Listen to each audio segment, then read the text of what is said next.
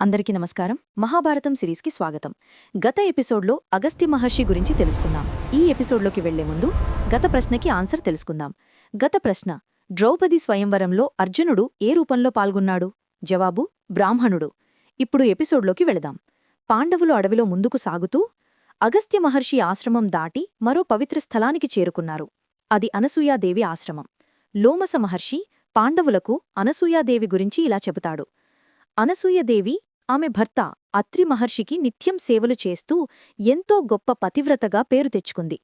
ఒకరోజు త్రిమూర్తులు ముగ్గులు ఆమె పాతివ్రత్యాన్ని పరీక్షించటానికి అత్రి ఆశ్రమానికి వచ్చి ఆతిథ్యం స్వీకరించటానికి వచ్చామని చెప్తారు.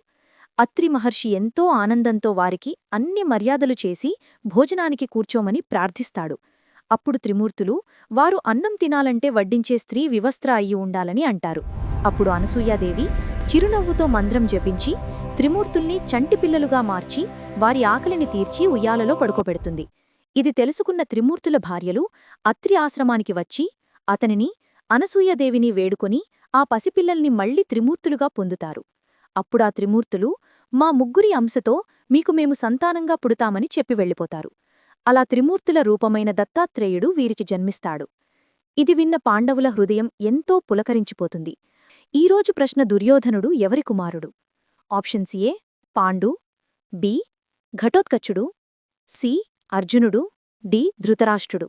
మీ జవాబు కామెంట్స్లో రాయండి. సమాధానం వచ్చే ఎపిసోడ్లో తెలుసుకుందాం. Thank you for watching. For more episodes please like, share and subscribe.